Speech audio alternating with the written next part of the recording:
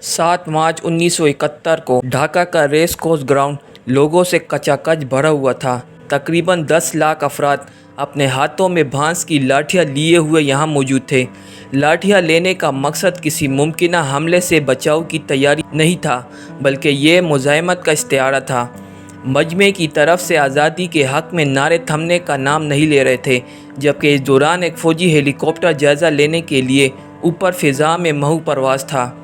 वफाक की जानिब से जारी करदा एक हुक्म की खिलाफ वर्जी करते हुए रेडियो पाकिस्तान का ढाका स्टेशन मशरक़ी पाकिस्तान में शेख मुजीब की तकरीर को बराह रास्त नशर करने की हतमी तैयारी कर रहा था। शेख मुजीब ने मजमे से खिताब करना शुरू किया। दर हकीकत ये महज एक सियासी तकरीर नहीं थी, बल्कि पाकिस्तान में फ़ौजी हुक्मरानी के ख़िलाफ़ एक खुला चैलेंज था। बाद अज़ा इस तकरीर को बरज़ख़ीर में सियासी रहनुमाओं की जानिब से की जाने वाली तकरीरों में बड़ा मुकाम हासिल हुआ। इस तकरीर के चंद रोज़ बाद पाकिस्तान के सदर याह्या खान इस मसले का सियासी हल तलाश करने ढाका पहुँच गए। फौरी तौर पर ऐसे इशारे मिल रहे थे कि याह्या खान मशरक़ी पाकिस्तान मौजूदा बांग्लादेश के अवाम के इक़्तिदार के हवाले करने के मुतालबे को मुस्तरद करने जा रहे हैं। 23 मार्च को जब शेख मुजीब सदर याह्या से बात करने सदर की रिहाइशगाह गए तो उनकी गाड़ी पर बांग्लादेशी झंडा था और ये ज़ाहिर करना चाह रहे थे कि वो एक आज़ाद बंगाली रियासत के रहनुमा बन गए हैं।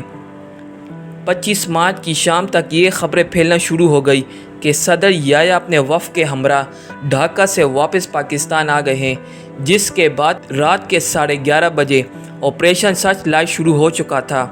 सैयद बदरुल हसन अपनी किताब from rebel to founding father में लिखते हैं, शेख मुजीब की बड़ी बेटी हसीना वाजिद ने उन्हें बताया कि फ़ौज की जानिब से गोली चलने की आवाज़ सुनते ही शेख मुजीब ने एक वायरलेस पैगाम भेजकर बांग्लादेश की आज़ादी का ऐलान किया।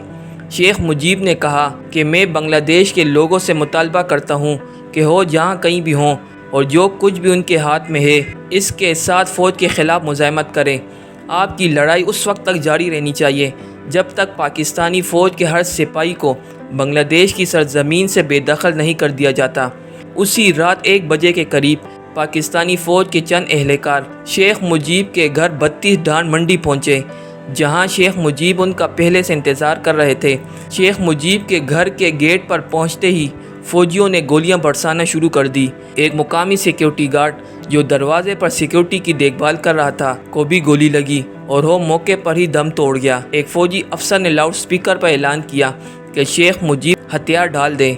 थोड़ी देर बाद शेख मुजीब नीचे आ गए, जहाँ सिपाहियों ने उन्हें जीप में बिठाया और चले गए।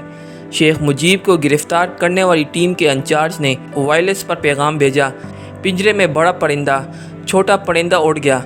बदरुल हसन लिखते हैं, शेख मुजीब को 3 दिन तक छावनी के आदमजी कॉलेज में रखा गया और फिर सख्त सिक्योरिटी में मगरबी पाकिस्तान ले जाया गया। शेख मुजीब तकरीबन 9 माह तक उसी जेल में रहे। दिसंबर 1971 में एक फ़ौजी ट्रिब्यूनल ने उन्हें मौत की सज़ा सुनाई। इसी दौरान पाकिस्तान का इक़्तिदार जुल्फ़िकार अली भुट्टो के हाथ में आ गया, जिनके अहकामात पर मुजीब को मियांवाली जेल से निकाल कर रावलपिंडी के करीब एक गेस्ट हाउस में ले जाया गया। कुलदीप नैयर सवाने उमरी बियॉन्ड द लाइन्स में लिखते हैं कि मुजीब ने बताया कि एक दिन अचानक भुट्टो उनसे गेस्ट हाउस में मिलने आए। मुजीब ने उनसे पूछा, आप यहाँ कैसे आए? भुट्टो ने जवाब दिया, मैं पाकिस्तान का सदर हूँ। लेकिन मुजीब ने इस पर कहा कि इस ओहदे पर मेरा हक़ है। इस पर भुट्टो सीधे अपने पॉइंट पर आ गए और पेशकश की कि अगर शेख मुजीब राज़ी हो जाएं तो खारजा उमूर, दिफा और मवासलात के महकमे मिलकर चलाए जा सकते हैं। कुलदीप नैयर ने BBC को ये भी बताया कि शेख मुजीब ने कहा कि इस वक्त मैं आपकी तहवील में हूँ, मेरे लिए अपने लोगों से मशवरा किए बग़ैर कोई वादा करना मुमकिन नहीं होगा। बांग्लादेश के साबिक़ वज़ीर ख़ारजा डॉक्टर कमाल हुसैन, जो उस वक्त शेख मुजीब के साथ पाकिस्तानी जेल में थे, भी इसकी तस्दीक करते हैं। उन्होंने बताया कि भुट्टो आखिरी दम तक शेख मुजीब पर पाकिस्तान के साथ किसी न किसी तरह के ताल्लुकात कायम रखने के लिए दबाव डालते रहे।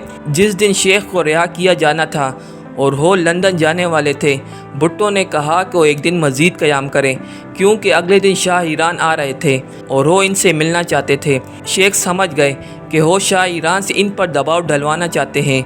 इस पर शेख मुजीब ने कहा کہ انہیں بھٹو کی تجویز قبول نہیں اور یہ کہ انہیں گیسٹ ہاؤس سے دوبارہ جیل بھیجا جا سکتا ہے۔ 7 جنوری 1972 کی رات بھٹو خود مجیب اور کمال حسین کو چھوڑنے راولپنڈی کے چکلالہ ایئرپورٹ گئے۔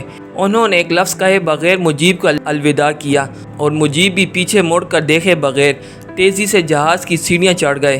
2 دن لندن میں رہنے کے بعد مجیب 9 جنوری کی شام ڈھاکہ روانہ ہو گئے۔ راستے میں وہ چند گھنٹوں کے لیے نئی دلی میں رکے۔ ڈاکٹر کمال حسین یاد کرتے ہوئے کہتے ہیں کہ اس وقت کے انڈین صدر وزیر اعظم اندرا گاندھی، ان کی پوری کابینہ، تینوں افواج کے سربراہان اور مغربی بنگال کے وزیر اعلیٰ سدھارتھ شنکر رائے شیخ مجیب کے استقبال کے لیے دلی کے ہوائی اڈے پر موجود تھے۔ فوجی چھاؤنی کے میدان میں ایک جلسہ عام میں مجیب نے بنگلہ دیش کی آزادی کی جدوجہد میں مدد کرنے پر ہندوستانی عوام کا شکریہ ادا کیا۔ شیخ مجیب نے انگریزی میں تقریر شروع کی، لیکن اس وقت اسٹیج پر موجود اندرا گاندھی نے ان سے بنگالی زبان میں تقریر کرنے کی درخواست کی۔ دلی میں 2 گھنٹے قیام کے بعد مجیب جب ڈھاکہ پہنچے تو ڈھاکے کے ہوائی اڈے پر تقریباً 10 لاکھ لوگ ان کے استقبال کے لیے موجود تھے۔ شیخ مجیب، جن کا پاکستانی جیل میں 9 ماہ گزارنے کی وجہ سے وزن کافی کم ہو چکا تھا، اپنے دائیں ہاتھ سے اپنے لمبے بالوں کو پیچھے کرتے ہوئے آگے بڑھے، جہاں تاج الدین احمد نے اپنے قائد کو اپنی باہوں میں لپیٹ لیا اور دونوں کی آنکھوں سے آنسو جاری ہو گئے۔ انہوں نے ریس کورس گراؤنڈ میں لاکھوں کے ہجوم کے سامنے رابندر ناتھ ٹیگور کو یاد کیا۔ شیخ مجیب نے ٹیگور کا حوالہ دیتے ہوئے کہا کہ آپ نے ایک بار یہ شکایت کی تھی کہ بنگال کے لوگ صرف بنگالی ہی رہے، سچے انسان نہیں بنے۔ ڈرامائی انداز میں مجیب نے کہا، اے عظیم شاعر، واپس آؤ اور دیکھو کہ تمہاری بنگالی لوگ کیسے ان شاندار انسانوں میں بدل گئے ہیں جن کا تم نے کبھی تصور کیا تھا۔ شیخ مجیب نے اقتدار سنبھالا اور جنگ سے تباہ شدہ بنگلہ دیش کی تعمیر نو شروع کی، لیکن ان کی کہانی کا ایک افسوسناک انجام ہوا۔ 1975 تک معاملات ان کے ہاتھ سے نکلنے لگے، کرپشن بڑھنے لگی اور اقربا پروری کو ہوا ملنے لگی۔ عوام میں بے اطمینانی کے ساتھ ساتھ بنگلہ فوج میں بھی بے اطمینانی بڑھنے لگی۔ 15 اگست 1975 کی صبح بنگلہ دیشی فوج کے کچھ جونیئر افسروں نے شیخ مجیب کی رہائش گاہ پر حملہ کر دیا۔ اپنے گھر کے باہر گولی چلنے کی آواز سنتے ہی شیخ مجیب نے بنگلہ دیش کے army chief general Shafiullah کو فون ملایا۔ بی بی سی سے بات کرتے ہوئے جنرل شفیع اللہ نے بتایا تھا کہ مجیب بہت غصے میں تھے۔ مجیب نے جنرل شفیع سے کہا کہ تمہارے سپاہیوں نے میرے گھر پر حملہ کیا ہے، ان کو واپس آنے کا حکم دے۔ میں نے مجیب سے پوچھا کیا آپ اپنے گھر سے باہر آ سکتے ہیں؟ یہاں سید بدالحسن آرمی چیف کے رویے پر سوال اٹھاتے ہیں۔ بی بی سی سے بات کرتے ہوئے ان کا کہنا تھا کہ آپ اپنے ملک کے صدر سے ایسی بات کیسے کہہ سکتے ہیں؟ کیا آپ سوچ رہے تھے کہ وہ ایسی صورتحال میں گھر سے باہر آ جائیں جب چاروں طرف گولیاں چل رہی ہوں؟ گھر پر حملے کے بعد شیخ مجیب بالائی منزل سے نیچے آنے کے لیے سیڑھیاں اتر رہے تھے کہ جب فوجی اہلکاروں نے ان پر فائرنگ کی۔ مجیب منہ کے بل گرے، ان کا پسندیدہ پائپ ابھی تک ان کے ہاتھ میں تھا اور اس کے بعد اس گھر میں موت کا رقص شروع ہوا۔ سب سے پہلے بیگم مجیب کو گولی ماری گئی، پھر ان کے بیٹے شیخ جمال کی باری آئی۔ گھر میں موجود ان کی دونوں بہوؤں کو بھی نہیں بخشا گیا اور یہاں تک کہ ان کے سب سے چھوٹے بیٹے 10 سالہ رسل مجیب کو موت کے گھاٹ اتار دیا گیا۔ اس پورے گھرانے کی صرف 2 بیٹیاں ہی زندہ رہی، کیونکہ اس وقت وہ گھر میں نہیں بلکہ جرمنی میں تھی۔ سبھاش چکرورتی ماضی میں ٹائمز آف انڈیا کے دلی میں بیورو چیف رہ چکے ہیں۔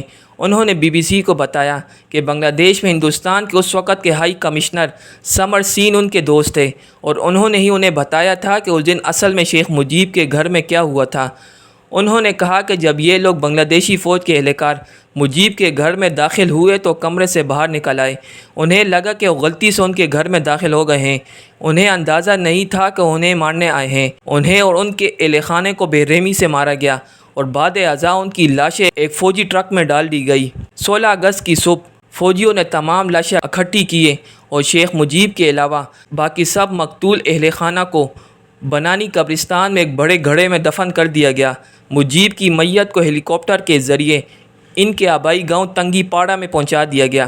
فوجیوں نے اس موقع پر ان کے گاؤں کو گھیرے میں لے لیا تاکہ لوگ ان کی نماز جنازہ میں شرکت نہ کر سکیں۔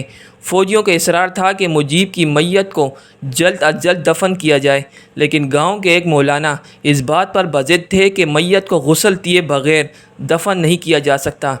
بدالحسن لکھتے ہیں کہ نہلانے کے لیے صابن دستیاب نہیں تھا اور آخر میں ان کی میت کو کپڑے دھونے والے صابن سے نہلایا گیا اور انہیں مقامی قبرستان میں اپنے والد کے پہلو میں دفنا دیا گیا۔ اور شام جب بارش شروع ہوئی تو تھمنے کا نام نہیں لے رہی تھی۔ گاؤں کے بزرگوں کو یہ کہتے سنا گیا کہ شاید قدرت بھی اس بے دردی کو برداشت نہ کر سکی جس سے مجیب کو مارا گیا، لیکن اسے ستم ظریفی کہا جائے یا کچھ اور، کیونکہ اس شام بنگلہ دیش کے بابائے قوم کے لیے آنسو بہانے والے بہت کم تھے۔